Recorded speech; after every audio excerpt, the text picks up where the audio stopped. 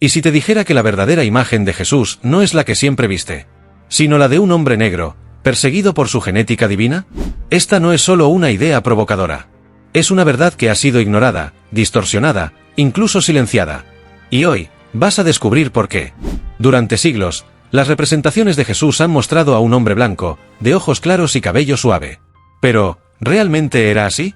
¿Por qué el color de piel de Jesús ha sido sistemáticamente blanqueado en la historia?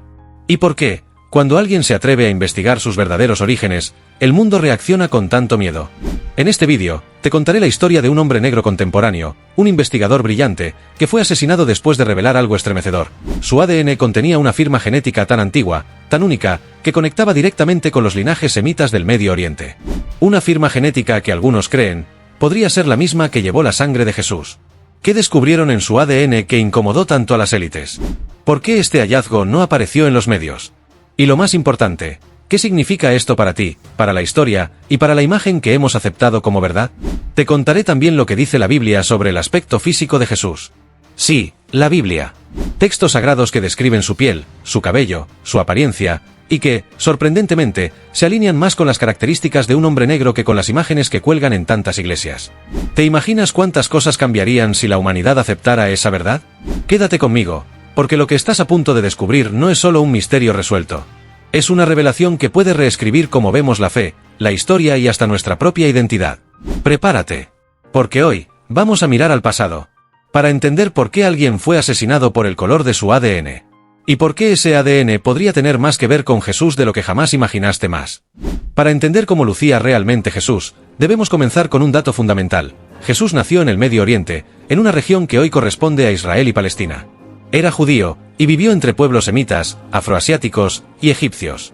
Geográficamente, esto lo ubica en una zona de intensa mezcla étnica, marcada por siglos de migración, conquista y mestizaje. Los habitantes de Judea del siglo I eran mayoritariamente de piel oscura, cabellos rizados y rasgos propios de las etnias semitas. De hecho, si Jesús hubiera caminado hoy por una calle en cualquier ciudad del mundo, seguramente no se parecería a las representaciones europeas tradicionales, sino más bien a un hombre de tez morena profunda, de facciones fuertes, y cabello rizado o ensortijado. Y esto no es solo una inferencia geográfica o lógica. La Biblia misma ofrece descripciones físicas de Jesús, aunque muchas veces han sido ignoradas. Veamos algunos versículos clave. Apocalipsis 1, 14-15. Su cabeza y sus cabellos eran blancos como blanca lana, como nieve, sus ojos como llama de fuego, y sus pies semejantes al bronce bruñido, refulgente como en un horno. Aquí hay dos elementos clave. Cabellos como lana. Esta comparación no es casual. La lana, en su forma natural, es espesa, rizada. Este es un atributo común en personas de ascendencia africana. Pies como bronce bruñido. El bronce bruñido, al ser calentado en un horno, toma un color marrón oscuro, casi negro. La imagen que transmite es la de un cuerpo de color tostado, oscuro, incluso quemado. Daniel 10, 6, una visión mesiánica profética. Su cuerpo era como de berilo, y su rostro parecía un relámpago, y sus ojos como antorchas de fuego, y sus brazos y pies como de bronce bruñido. Nuevamente, la imagen del bronce bruñido aparece como una señal visual de un cuerpo fuerte, brillante, oscuro. Estos pasajes no dicen que Jesús era blanco, rubio o de ojos azules. Todo lo contrario. Además de la Biblia, estudios antropológicos y arqueológicos han ayudado a reconstruir cómo lucían los judíos del siglo I. En 2001, un equipo de forenses británicos e israelíes recreó el rostro de un varón judío del siglo I utilizando restos óseos de esa época y región. El resultado, un hombre de piel oscura, nariz ancha, cabello corto y rizado, y una estatura baja. El retrato se aleja totalmente del Jesús europeo de los cuadros renacentistas. Incluso publicaciones científicas como la BBC y la revista popular Mechanics han mostrado recreaciones basadas en restos antiguos, afirmando que Jesús habría sido más parecido a un campesino del Medio Oriente rural que a un noble romano. Entonces, si todo esto apunta a un Jesús de piel oscura, cabello rizado y rasgos semíticos, viene la pregunta que abre un abismo de curiosidad. Pero si todo apunta a un Jesús de piel oscura, ¿por qué la imagen blanca se impuso en el arte cristiano? ¿Cómo fue posible que el Jesús históricamente moreno y judío se transformara en un Cristo blanco, de ojos claros y cabello liso? ¿Quién decidió cambiar su imagen? ¿Y con qué propósito? Esta pregunta nos lleva directo al corazón de un conflicto tan antiguo como poderoso, la manipulación de la imagen sagrada. Para entender este conflicto, hay que retroceder al momento en que el cristianismo dejó de ser perseguido, y se convirtió en religión del poder. Cuando el Imperio Romano adoptó el cristianismo en el siglo IV después de Cristo, bajo el emperador Constantino, algo fundamental cambió. La fe dejó de ser una revolución espiritual de los pobres, y pasó a ser una herramienta para unificar y controlar al imperio. En ese proceso, las imágenes importaban más que nunca. El imperio necesitaba una figura de Jesús que se pareciera a sus líderes, que encajara en su ideal de civilización, nobleza y poder. ¿Y quiénes gobernaban? Hombres blancos, europeos, grecorromanos. Así comenzó un proceso de reconstrucción visual de Jesús, para hacerlo más aceptable a los gustos culturales de Occidente. Durante el Renacimiento, artistas como Leonardo da Vinci y Miguel Ángel reforzaron esta imagen con sus pinturas. Jesús comenzó a verse como un europeo elegante, de facciones delicadas, piel clara y ojos suaves. No era un retrato histórico. Era un reflejo del hombre europeo idealizado. El objetivo no era mostrar a Jesús como fue, sino como se necesitaba que fuera. Un Jesús blanco servía a un propósito político y cultural. Validar el colonialismo. Justificar la esclavitud. Promover una hegemonía cultural eurocéntrica. Durante siglos, misioneros llevaron esta imagen blanca a África, Asia y América, asociando la piel blanca con lo divino y la piel oscura con lo salvaje. El Cristo blanco se convirtió en símbolo de civilización, poder y control. Pero esa imagen nunca fue la real. Fue construida para conquistar, no para liberar. Y este conflicto no terminó en la historia antigua. Aún hoy, muchos reaccionan con incomodidad ante la idea de un Jesús negro o moreno. ¿Por qué? Porque remueve los cimientos de todo un sistema visual, cultural y espiritual que fue cuidadosamente instalado para sostener un orden de poder. Pero ¿qué pasaría si millones de personas empezaran a preguntarse quién fue Jesús realmente? ¿Qué pasaría si descubrieran que su ADN, su linaje y su apariencia fueron ocultados a propósito? En la siguiente parte, exploraremos el caso de un hombre moderno que pagó con su vida por atreverse a investigar ese linaje sagrado. Un hombre negro, que descubrió en su sangre algo que muchos preferían que jamás saliera a la luz. Era un hombre afrodescendiente, de mediana edad, reservado pero brillante. Su nombre no aparecía en los grandes medios. No era famoso, ni quería serlo. Era genetista, investigador independiente, con una profunda pasión por sus raíces y una firme convicción. La historia oficial no lo contaba todo. Durante años, trabajó en silencio analizando muestras de ADN de comunidades negras dispersas por el mundo, en especial aquellas con tradiciones orales que afirmaban descender de los antiguos hebreos. Su interés no era conspirativo, sino científico. Buscaba trazas genéticas que pudieran establecer puentes entre las poblaciones africanas y los pueblos bíblicos. Lo que encontró cambió su vida para siempre. Al analizar su propio ADN, descubrió algo sorprendente, una línea genética única, con marcadores que no eran comunes en el continente americano, pero sí en ciertas regiones de África Oriental, Etiopía, Sudán y Palestina.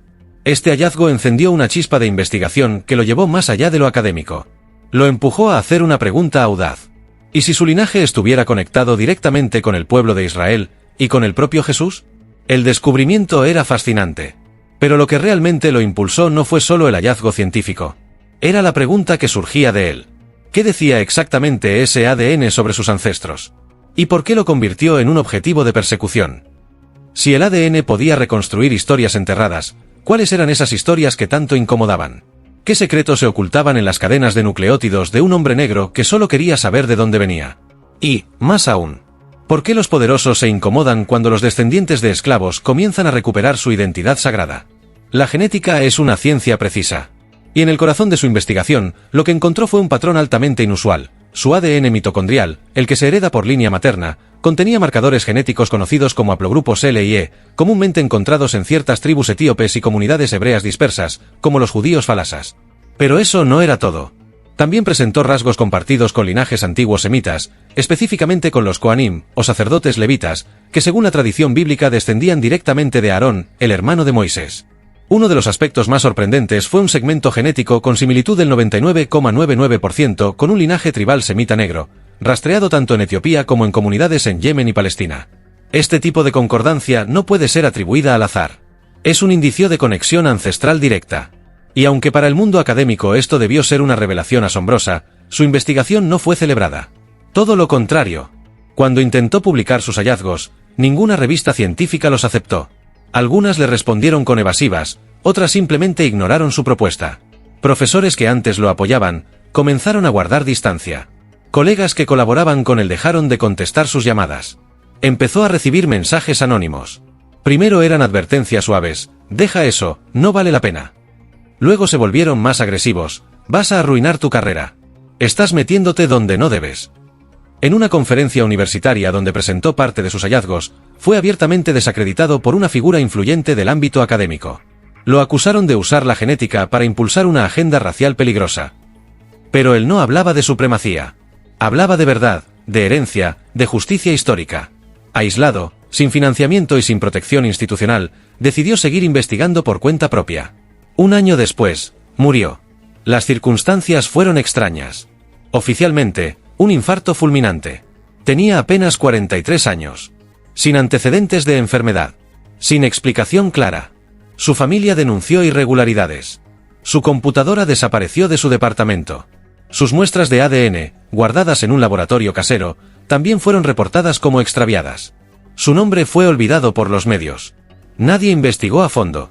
Pero entre los círculos que siguieron su trabajo, quedó una convicción ardiente. No murió por una falla en el corazón. Murió por lo que descubrió.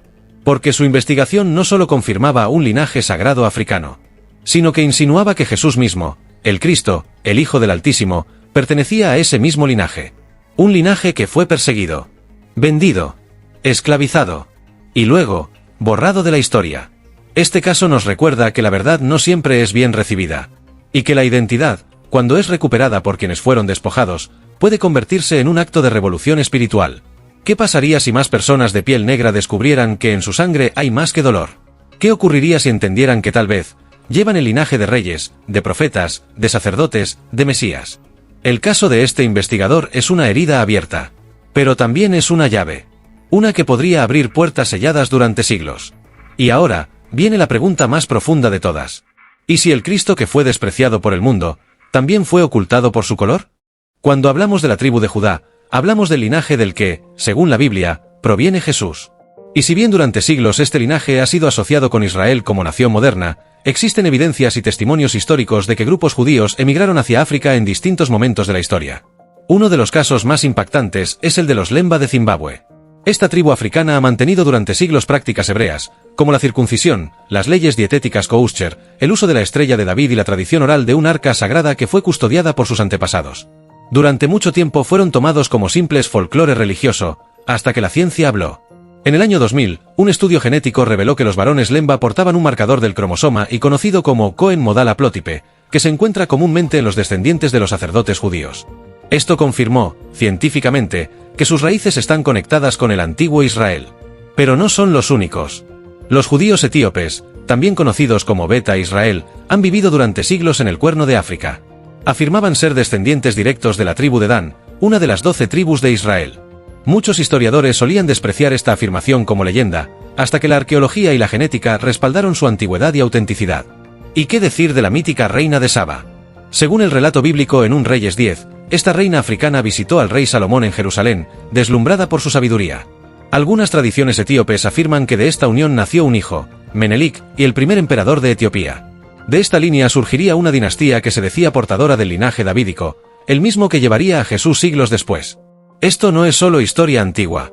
Es el eco de una conexión olvidada entre África y el Mesías. Entonces surge una pregunta que sacude nuestra comprensión del tiempo y la identidad. ¿Es posible que la sangre de Jesús aún viva en descendientes modernos? ¿Y si personas que caminan hoy por las calles de Lagos, de Addis Abeba, de Kingston o de Nueva York, llevan en su ADN los rastros del mismo linaje que dio origen al Cristo? Si esto fuera así, y todo apunta a que podría serlo, no se trataría de exaltar una raza sobre otra, sino de reconocer una historia robada, una identidad escondida, un linaje divino menospreciado. En una cultura donde el color ha sido usado para dividir, es esencial detenernos y preguntarnos, ¿qué dice realmente la Biblia sobre el color de la piel? No mucho, pero lo poco que dice es poderoso. En Cantar de los Cantares 1:5, una mujer declara con orgullo: «Morena soy, oh hijas de Jerusalén, pero codiciable como las tiendas de Sider». En el original hebreo, la palabra para morena también puede traducirse como oscura de piel o quemada por el sol. Esta figura poética ha sido interpretada como una afirmación de belleza negra, digna de amor y admiración, no de rechazo. En Jeremías 13:23, el profeta lanza una pregunta retórica: ¿cambiará el etíope su piel, o el leopardo sus manchas? Aquí, la piel oscura del etíope no es una deformidad, sino una marca de identidad natural e inmutable. Algo que no debe ni necesita cambiarse. Y en el libro de Apocalipsis 1:14-15, el Cristo glorificado es descrito así: su cabeza y sus cabellos eran blancos como blanca lana, y sus pies semejantes al bronce bruñido, refulgente como en un horno. La referencia al bronce ardiente ha sido debatida por siglos. ¿Es una metáfora de juicio? ¿De gloria? ¿O es una descripción física que alude a una piel oscura, quemada, brillante, fuerte? En el contexto bíblico, el color oscuro nunca representa inferioridad. Al contrario, representa resistencia, profundidad, misterio, gloria bajo presión. Y eso nos lleva al corazón del mensaje espiritual.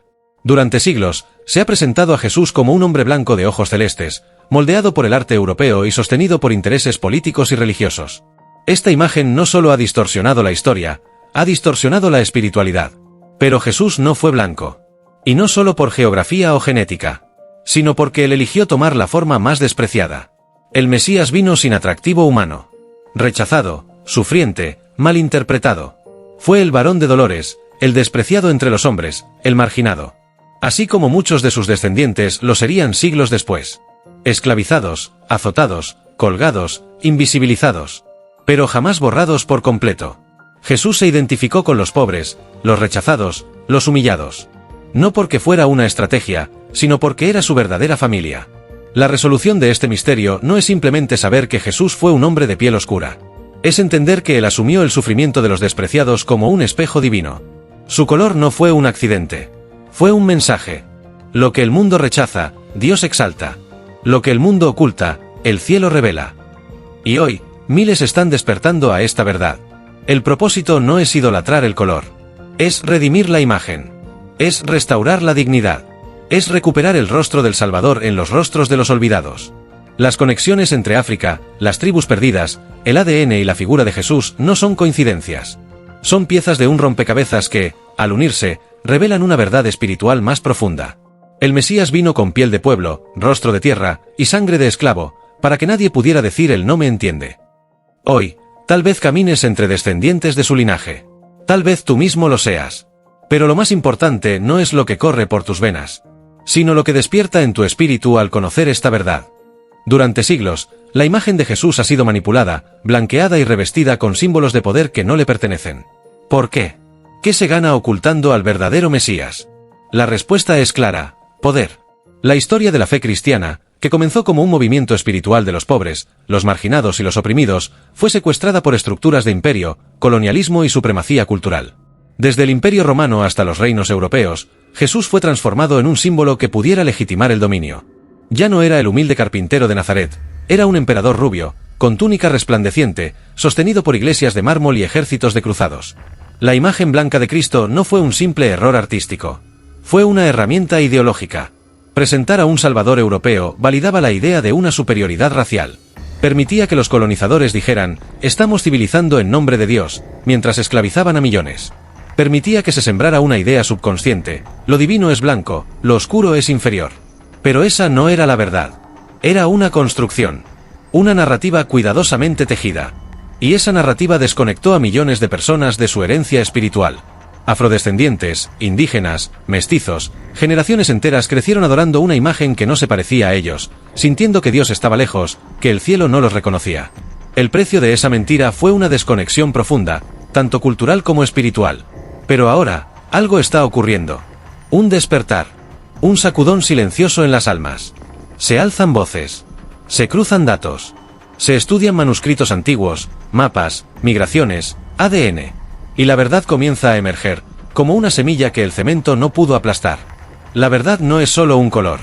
Es una llamada divina a despertar. Despertar a la historia real. Despertar a la identidad robada. Despertar al rostro de un Cristo que no encaja en los cuadros del Vaticano, pero que sí aparece en el rostro de las abuelas que oran, en los niños que luchan, en los migrantes que resisten. Este no es un ataque contra la fe. Es un rescate de la fe. Es volver a ver a Jesús como realmente fue, uno de nosotros. Uno con piel quemada por el sol, manos endurecidas por el trabajo, y un corazón alineado con los que sufren. ¿Dónde está hoy el rostro de Jesús? Míralo bien. No en los vitrales fríos ni en las estatuas doradas. Está en los rostros de los marginados. En los ojos del niño desplazado, de la madre agotada, del joven racializado, del anciano olvidado. Jesús dijo: lo que hiciste con uno de estos mis hermanos más pequeños, a mí me lo hiciste. Mateo 25, 40. Eso significa que cada rostro despreciado es una ventana al rostro del Mesías. La revelación no es solo histórica ni genética. Es espiritual. Es comprender que Dios eligió el color de la resistencia. Que Jesús fue más que un Salvador universal. Fue un reflejo divino del marginado, del oprimido, del olvidado. Y mientras se siga ocultando esa verdad, se perpetúa la herida. Pero cuando se reconoce, se inicia la sanación. El color de Jesús no es solo un dato curioso. Es una llave que abre puertas de identidad, de dignidad, de conexión espiritual. Porque si el Cristo que fue ocultado es el Cristo verdadero, entonces también fueron ocultados los pueblos, las culturas, las sangres que reflejaban su imagen. Hoy es tiempo de decirlo con voz clara. Jesús no fue blanco. Jesús fue marginado, fue de piel oscura, fue de sangre semita. Y vino para los que el mundo no quiere mirar. Y eso cambia todo. No solo lo que vemos en los cuadros, sino lo que vemos en nosotros. Después de todo lo que hemos explorado, las evidencias históricas, los descubrimientos genéticos, las manipulaciones culturales y la conexión espiritual, algo queda claro. El ADN puede confirmar lo que el corazón ya sabía. Jesús no vino para complacer al imperio, ni para encajar en sus moldes. No vino para ser el símbolo del poder, sino para romper sus cadenas. No nació en un palacio romano, sino en un pesebre polvoriento de una tierra oprimida. No fue coronado con oro, sino con espinas. Y no fue blanco como la nieve europea, fue humano, tan humano como tú y como yo. Su piel, su sangre, su dolor. Todo en él hablaba de los que no tienen voz. Y todo en su mensaje es un grito a la libertad, a la verdad, a la restauración. Por eso, recuperar su verdadera imagen no es un capricho racial. Es un acto de justicia espiritual. Es volver a mirar a Jesús y ver en él no al opresor, sino al liberador. Hoy sabemos que la verdad tiene color, sí. Pero más que eso, tiene un propósito. Y ese propósito es despertarte. Despertarte a tu historia. Despertarte a tu valor. Despertarte a la posibilidad de mirar al cielo y decir: Dios me ve. Me reconoce. Me conoce. Porque su hijo se parecía a mí. Eso cambia todo. Porque si tú también llevas esa herencia, entonces no eres esclavo del pasado ni víctima del sistema. Eres portador de una promesa. Haz clic en el siguiente vídeo para descubrir: ¿quién fue el primer ser humano antes de Adán? La verdad oculta del Génesis que no te contaron.